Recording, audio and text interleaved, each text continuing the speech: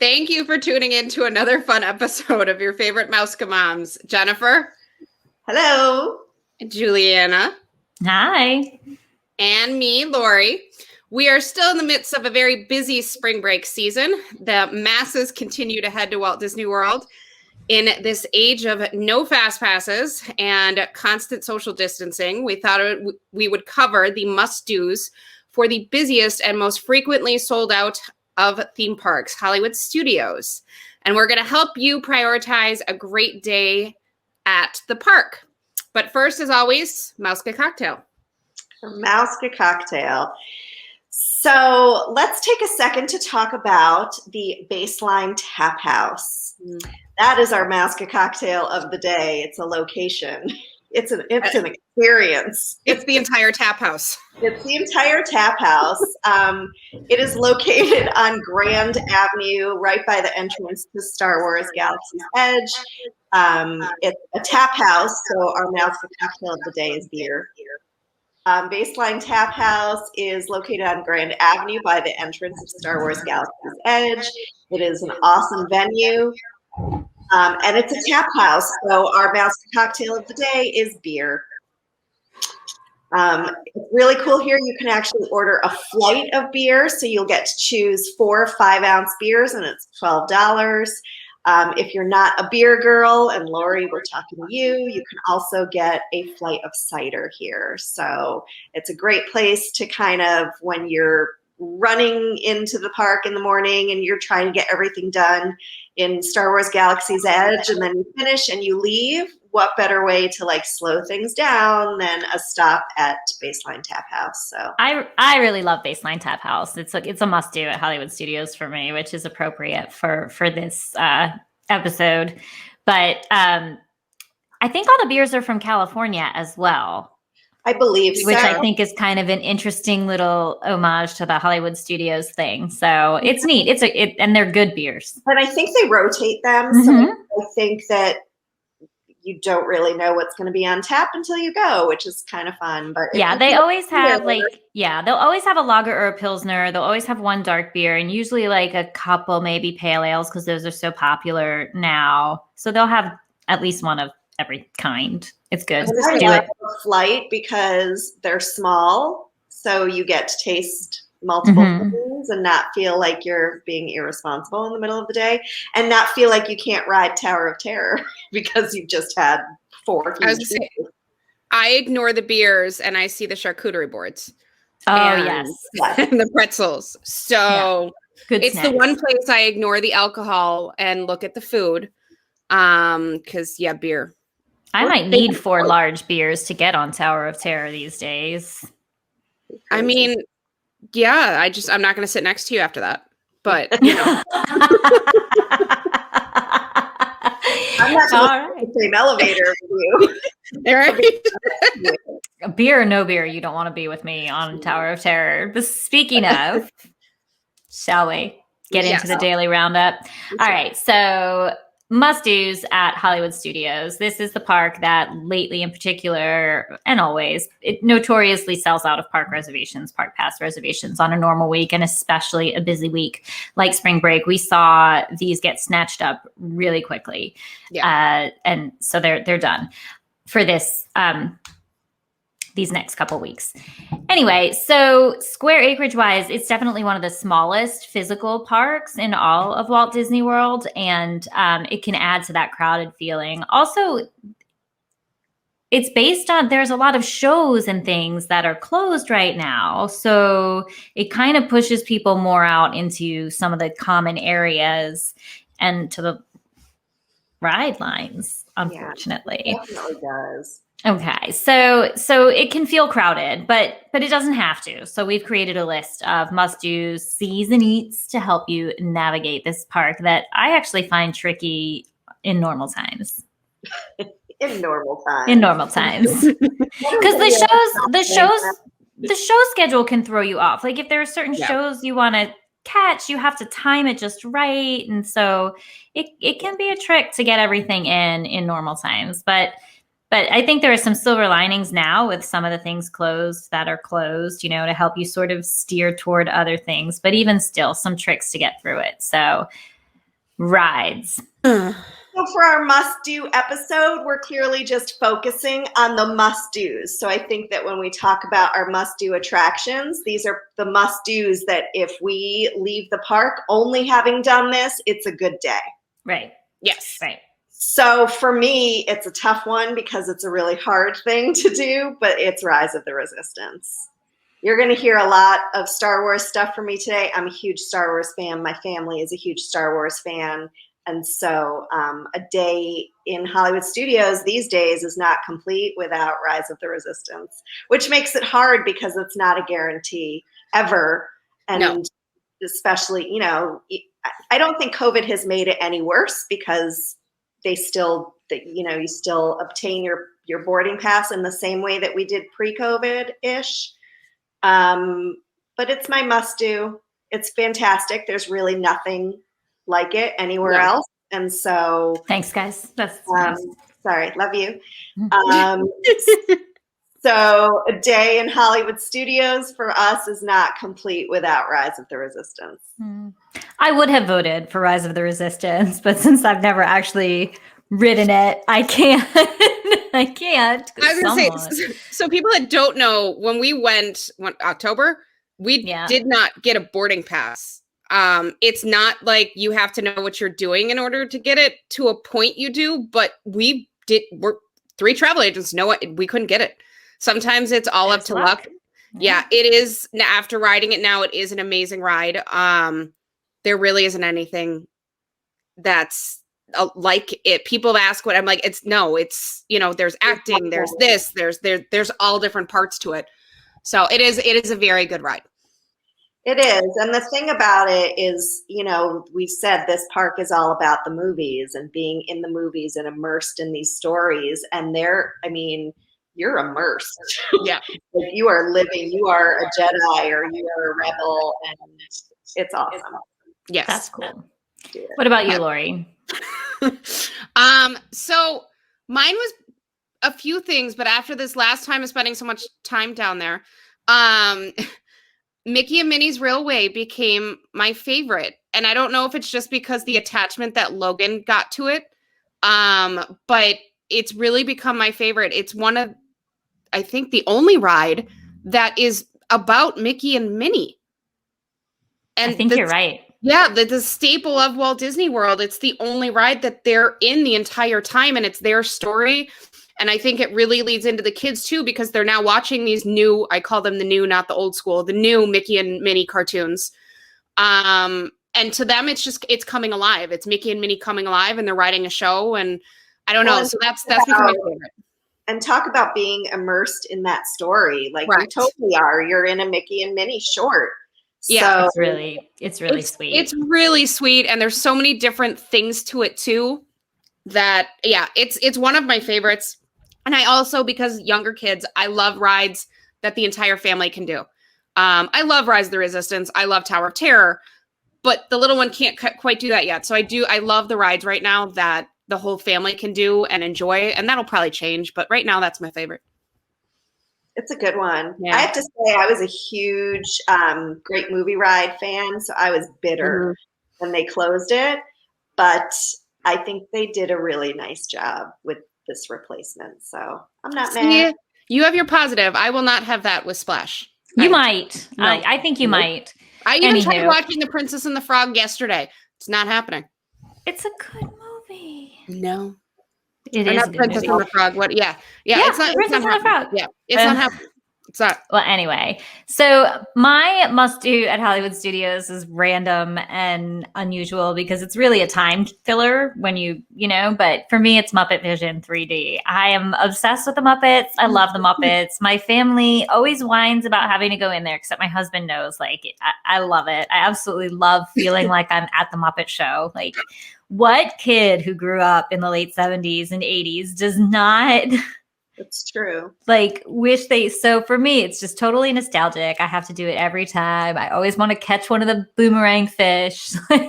They're not really there. And are they? Well, it's 3D. There is no spoon.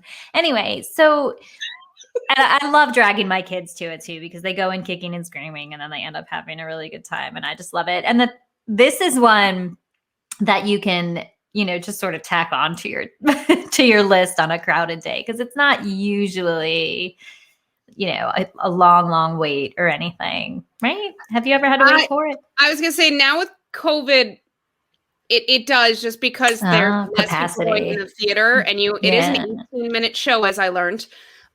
So every 18 minutes it takes time to go through, but it's a complete, what I took, because I love going on it. It is covered, so you are in the shade. It's not as bad as other lines. Everything Sorry. okay?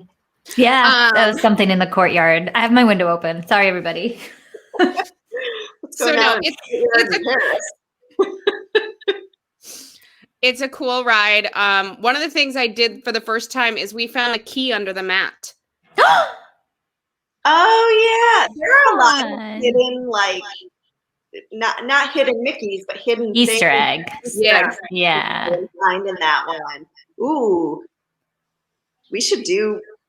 Yeah. Okay. Good idea. Yeah, the key under the mat was cool. I showed Logan it the first time, so now every time we were going through there, he's like, key. Aww. And we had like a crowd of people coming around us because they didn't know about the key, and they're like, what is he talking about? And we lifted up the mat, and there was like everyone's crowding around, and the cast member was like 6 feet. I'm like, I know, they just want to see the key. But yeah, they have really cool little things in there. I love the Muppets. They have a pre-show right now. They do have the pre-show. They have dots on the floor, so you stand or sit by each dot, and then they let you in. But because they can only fit so many people in that pre-show, like we were outside and we still got all the way in without seeing the pre-show.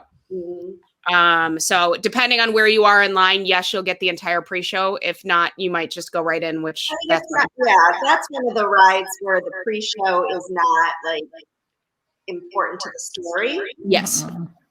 But like you said, like if you're there early, you can look for all these hidden Easter eggs, and that's how you kill your time. Although I guess if you're standing on your dot, you can't. I was still moving around. I think I got yelled at because I was looking at things and taking pictures. But it works. Another fun thing about the Muppets is the bathroom that's right outside there. It's something, Gonzo's Flush or something is what it's called. My 2 kids were on the ground laughing. Like, see, the Muppets are transcendent. The Muppets. So yeah, that's for me. So then after I come out of the Muppet Vision 3D, what do I need to snack on? What are your favorite snacks? You guys are looking at me like I'm crazy. You're asking us what you need to snack on? Oh. Yeah, what's your favorite snack? What is your my favorite snack? Again, I'm going to be a one-hit wonder this whole show, but I would go back into Star Wars Galaxy's Edge and get that Ronto wrap, because, I mean, it's a good one. The Ronto wrap's amazing. I thought you were going to say the carrot cake cookie at the Trolley Car Cafe. That's a good one too. Which is also good. I like that one too. How about you, Lori? What do you have to have at Hollywood Studios? So Hollywood Studios is the place where more than likely we always get a Mickey pretzel. I don't know if it's because really, it's where the trolley car is. They have the huge pretzel stand there, but it's a whole shaded area by Brown Derby. And they have a ton of seating. I don't know. I just find it a nice area to sit. You can see majority of Hollywood Studios and all the streets in the main area. Now the characters are hanging out. And now all the characters are hanging out there. So we got in the habit of getting the Mickey pretzel there and the cheese because it's a nice area to kind of sit. And I love getting it at Magic Kingdom because that's the staple. But I find there's just more shaded areas by Hollywood Studios. So every single time we get a pretzel there. So I guess it's not as creative and Hollywood Studios-ish. I will say a second is the Pop-Tart from Toy Story. I was going to ask about that. Is it really that good? It is. You two are not. It is so sweet. And that's coming from me. They're really pretty. They're so pretty. Logan loved them. The other 2 boys loved them. For me, you get the Pop-Tart, and then I think me and Juliana would get the tachos. Yes. You could get the top. I actually think that I'm going to throw this out there, and it's going to surprise all of you. I think that Hollywood Studios isn't, I mean, for me to consider this, I think that Hollywood Studios is an underrated alcoholic beverage park. I think that there's a lot of places to get a really tasty drink snack. Shocking that I would want a drink instead of a snack. But where else? Well, you can get we talked about those margaritas, right? Yeah. You can get drinks at like the Sunshine something or other down Hollywood Boulevard or whatever it is. Then there's Baseline Tap House, like we talked about. There's the Hollywood Brown Derby little outside bar that you can grab a drink at. And then I feel like at maybe Mim and Bill's Dockside Diner, you can get some drinks there. I think so. Have you been to the Tune-In Lounge?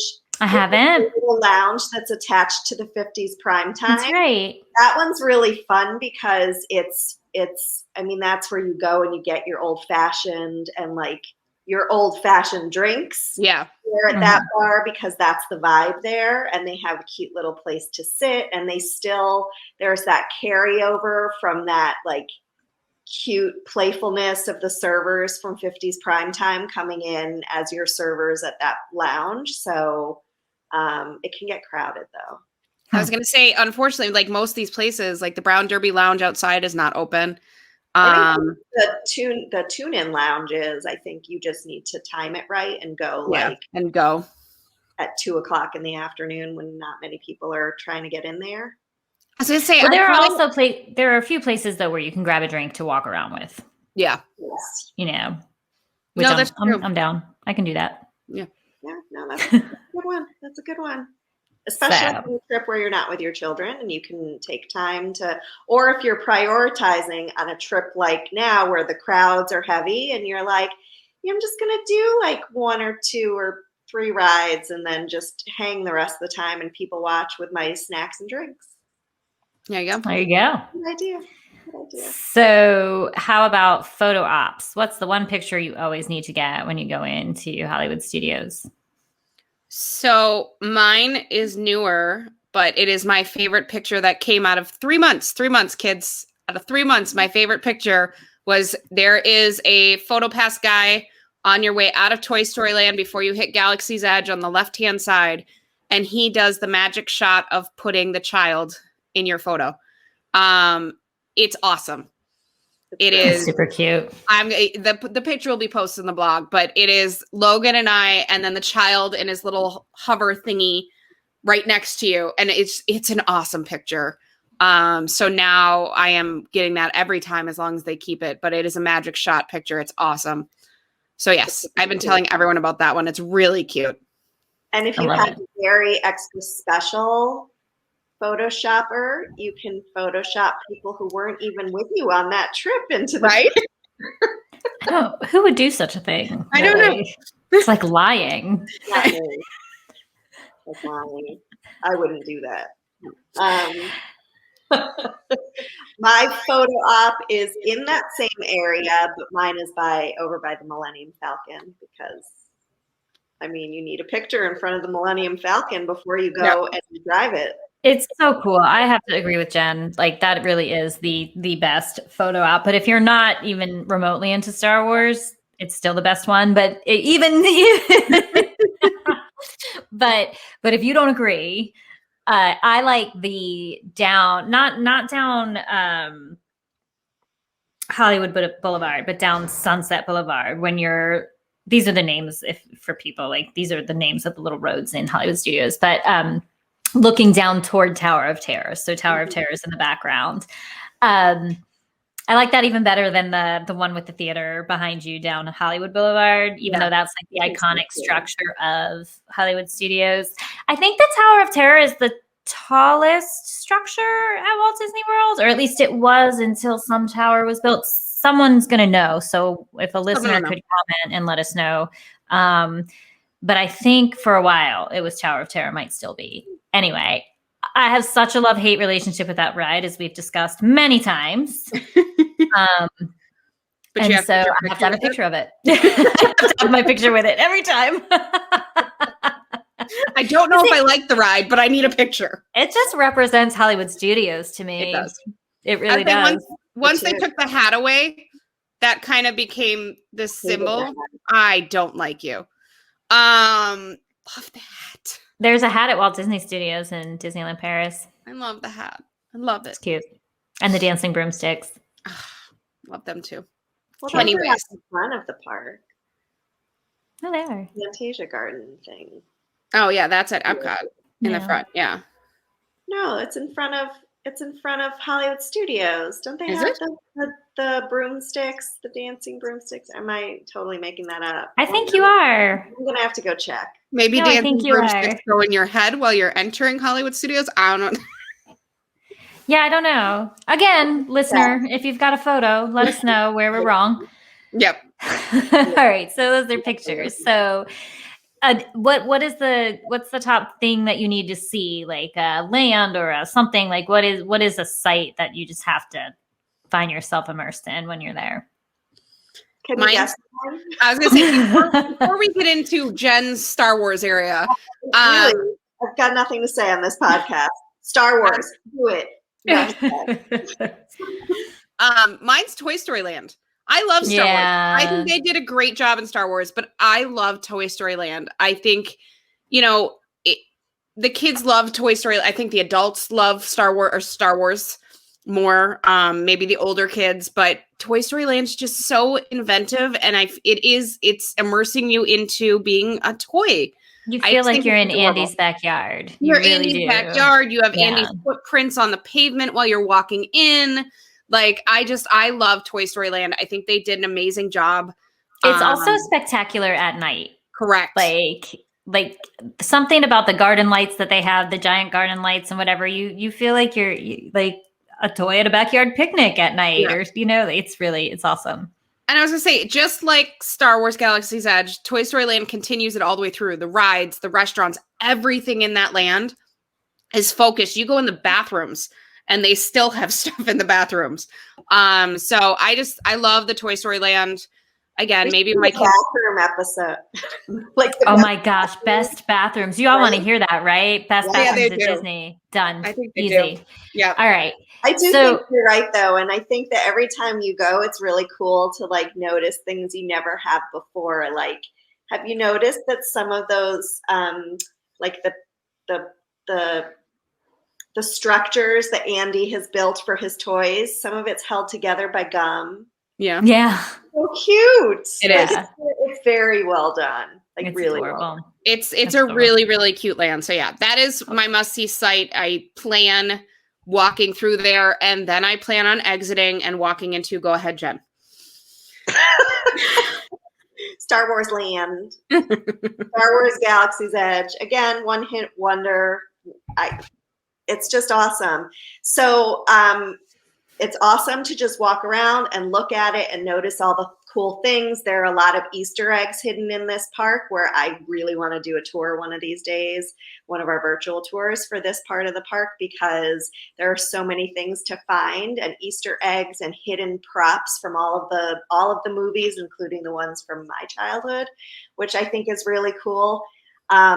But here's my bonus Mouska tip of the day. If you have the Play Disney app on your phone, you can play in Star Wars Galaxy's Edge, and there are things that you can press, like you can hold the phone up to the weird alien writing that's all over the place on the walls, on the containers, and it translates it for you. Cool. Like you can play games there. So you can go there and not do anything all day except just explore these different areas of the park and ride Rise of the Resistance, apparently.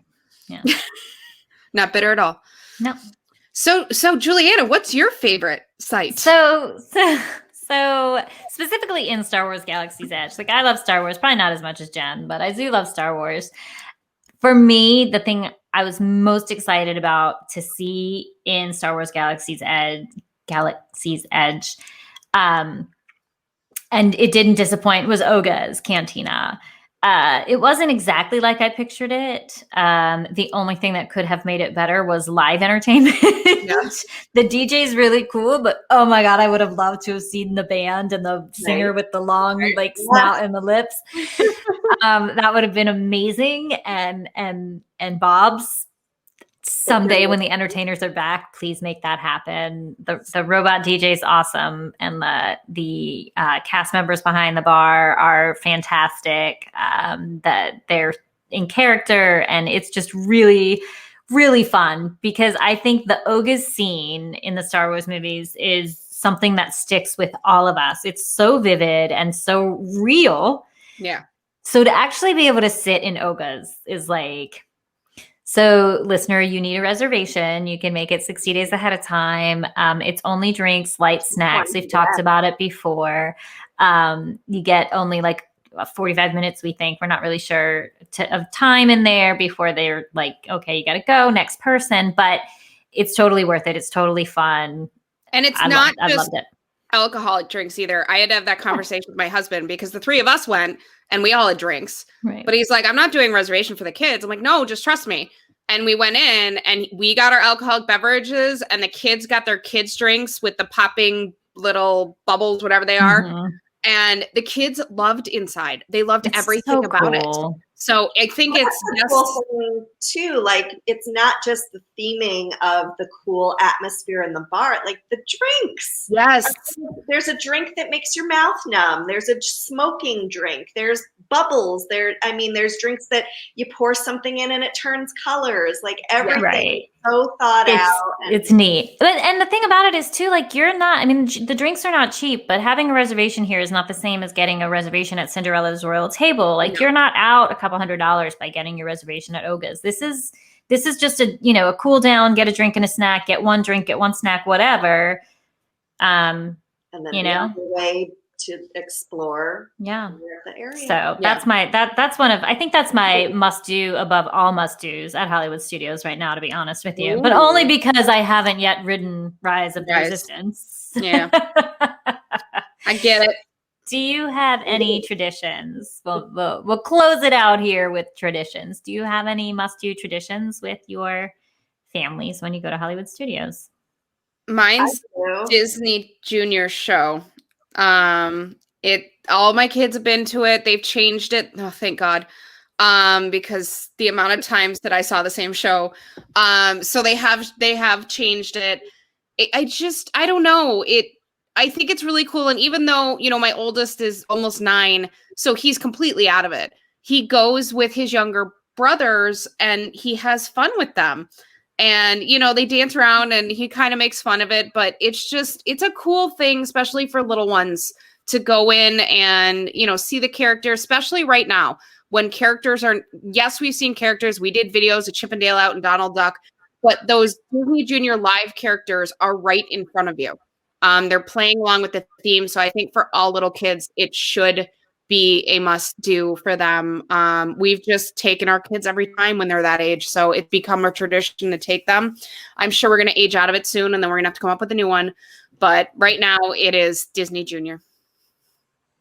I love it. I want Juliana to experience my tradition. Yes. My tradition with my family at Hollywood Studios is we like to ride the Tower of Terror at night. I'm like queasy just thinking about it. I think we should all do it, and then we should videotape it. Yes. Oh my God. Okay. That is a promise. Master. Memory Maker videotapes it for you. Yes, that's true. They video the drop, don't they? Just the drop. Yeah. I'll have to. No, we need to videotape all of it because it's the anticipation before you ride that's we got to get. It is seriously the most terrifying ride I've ever been on. Goes on it. I'm just saying. I go on it. But every time it's awful. I love it during the day, but there's something so special about it at night because you have this cool vantage point being that high, and it really does, like, those doors open and you sit there for a hot second before you start falling. It's so cool if you have the wherewithal to actually calm down and admire that view. It's really cool. All I wonder is how much longer do I have to look at this view before I plummet 30 stories? The more I think about it, Lori, you go down and up. The more I think about it, I don't know that I want to ride with her. Honestly, I love it at night. I find the daytime one, because they open the doors, it kind of breaks your it breaks the transition of being in the story, because all of a sudden you see this bright shining light at you, and I'm like, nah. But at nighttime, it carries through. So I love it at nighttime. I agree. It's awesome. And we're just going to make her go on it. Yeah. Moving on. So for me, what are my traditions at Hollywood Studios? I don't know. Well, no, I know that I wrote one down, but I just had a better one in my head and I can't remember it. I kind of like what you wrote down. So did I. So, yeah. So what I wrote is beating the pants off of my husband and children at Toy Story Mania. We Gromans are a little competitive. And I never am quick enough to take a photo of my high score beating all of them. What? I know. I'm a fool. So I have no proof. It doesn't happen. I have no proof. Yeah. And I'm sure that all three of them will deny it vehemently. But it happens. And I enjoy it every time. I'm terrible at it. I'm usually sitting with Lily and helping her half the time. So see, you're so nice. I am nice. Like, you heard it here, folks. I think I was sitting with my 5-year-old and I was like, you gotta go like this. Oh, sorry, I can't help you. Busy. I was gonna say, even with Logan the last time, I wanted to beat the people in the cart next to me, and he was like, what do I do? I'm like, shh, mommy's playing. Yeah, so man. No, like Juliana, you and me, we need to go head to head for this, and Jen can just go in the back. Battle Mouska Moms. Yeah, this is happening. Competition. Yep. So yeah, but Tower, I don't know, Tower of Terror at night. This is happening. We need to figure out when our next trip is. Although it's October, so there you go. Yeah. Yeah, Juliana, we're doing it. We can't do it without Jen. Jen, if you want me to do it, you have to come. Yeah. Oh, look at that. All right. So are we good? We good on the daily roundup on Hollywood Studios? I think so. So everybody's must ride, apparently, is Rise of the Resistance. So what's the Mouska tip? Mouska tip is how to get a Rise of the Resistance boarding pass that we talked about. So there's 2 chances now. One's at 7 a.m. And then one at 1 p.m. The 7 a.m. one, you can be anywhere. And we mean anywhere, as in you could be in Philadelphia getting your Rise of the Resistance boarding group and boarding your plane. And then at 1 p.m., you have to be inside the park. We do have a video on YouTube of detailed instructions on how to get the Rise of the Resistance boarding pass that I created. I got pretty good at it down there, but then I think my last day I didn't get it. When you came down, Jen, I didn't get it. So I think it's Jen. Yeah. So it's Jen. I said it, Jen. So yes, go on our YouTube channel, take a look at it. It is a detailed instruction of how to do it. Basically, the big idea is you need a world clock. You need a world clock on somebody's phone so you can look at that. Staring at a clock just doesn't. You need the world clock counting down the seconds. So that's our Mouska tip of the day. All right. Well, thank you for spending another fun episode with us. Tell us your must-dos at Disney's Hollywood Studios. We love to hear about them. And if you're thinking about going to Disney during spring break next year, don't forget that those trips are now bookable, and you're going to want to book them soon so that you can get your park reservations and make those plans. So rates are out, so you're going to want to contact us at Kingdom and Cruise for a free no obligation quote. And for the latest news out of Disney, don't forget to visit us on our blog at mouskamoms.blog.com and join our Facebook group at Disney Planning and Chat by Mouska Moms. Thanks.